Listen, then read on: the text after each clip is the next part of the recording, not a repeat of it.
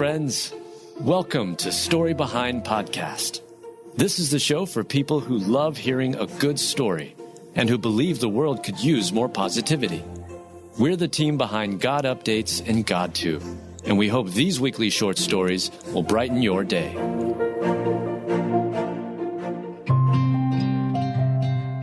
Mom gave up her son for adoption, then runs into him 18 years later at Walmart.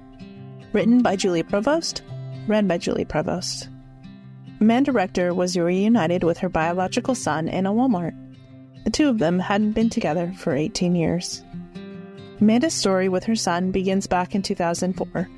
She was struggling with addiction when she gave birth to her second son, Hunter, now 19 years old.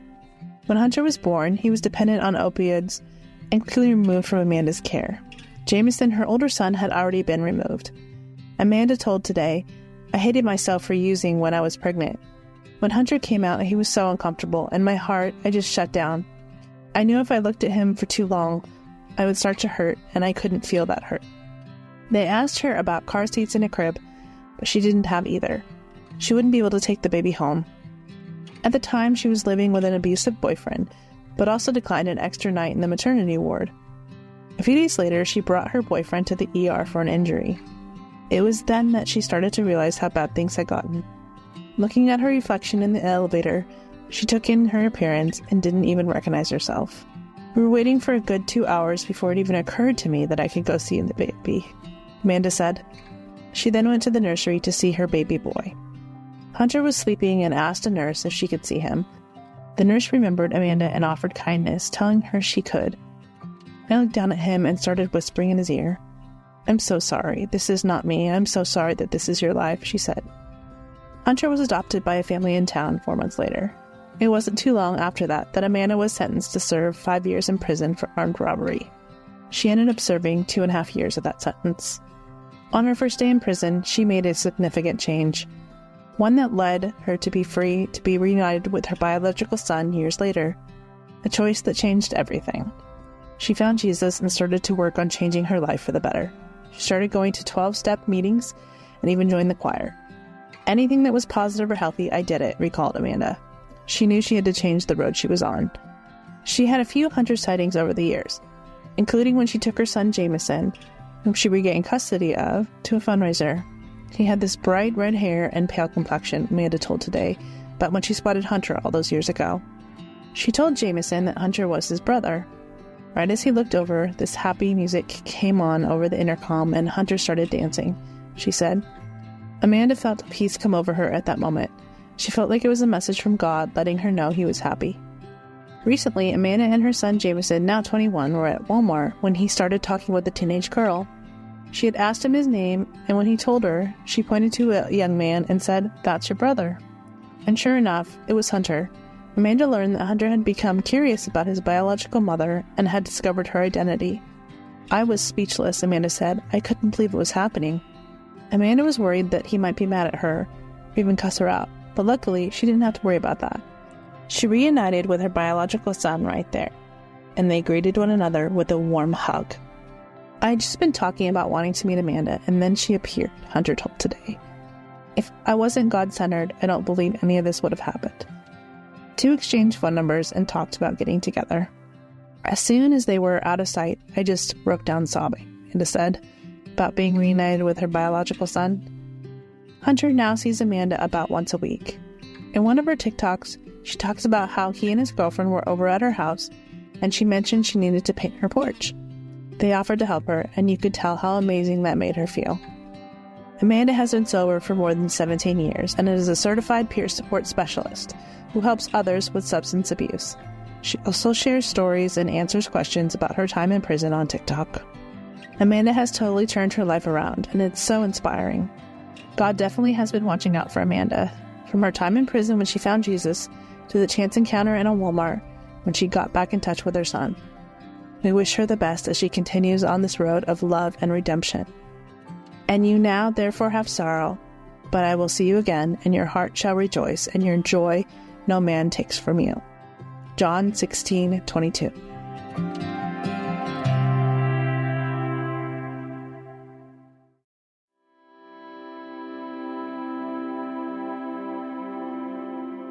Alan Jackson battles through illness to give the best show one last time in farewell concert tour. Written by Julie Provost, read by Julie Provost. Country music singer Alan Jackson has announced his plans to extend his farewell concert tour as he battles his sickness. Alan announced on his Instagram that the Last Call, One More for the Road tour will begin August 2nd and run through May 17th, 2025. In early 2022, Alan announced his One More for the Road tour, and this last round of concerts will conclude his touring years. In his Instagram post, he shares that he will be visiting the following cities: Boston, Massachusetts, Grand Rapids, Michigan, Fayetteville, Arkansas, Kansas City, Missouri, Salt Lake City, Utah, Oklahoma City, Oklahoma, Fort Worth, Texas, Orlando, Florida, Tampa, Florida, and Milwaukee, Wisconsin.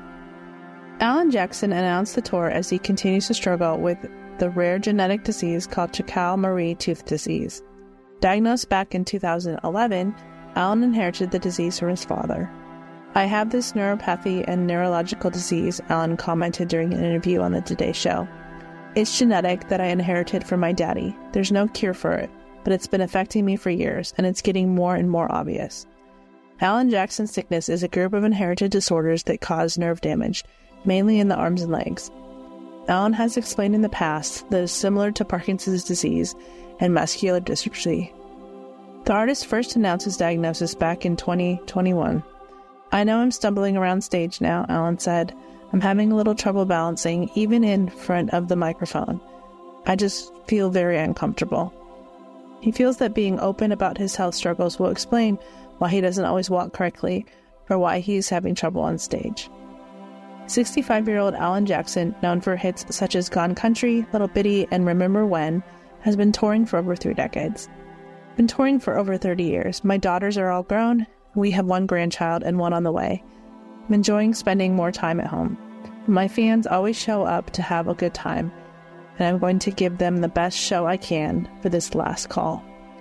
As Alan says in his Instagram post video, it's time for one last good time. We will keep Alan in our prayers as he focuses on his health in this final tour, and entertaining fans around the country with his music. "Heal me, O Lord, and I shall be healed. Save me, and I shall be saved, for you are my praise." Jeremiah 17:14.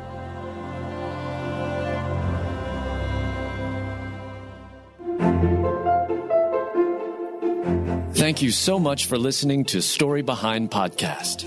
We're really glad you joined us for this week's story. To see photos and videos that may have been referenced in this episode, check out the links in the show notes. And if you enjoyed what you heard today, subscribe to our podcast, and please tell a friend about us. We'd also love it if you'd rate us and leave us a review. It really does help more people find us. Story Behind is a Salem Web Network production.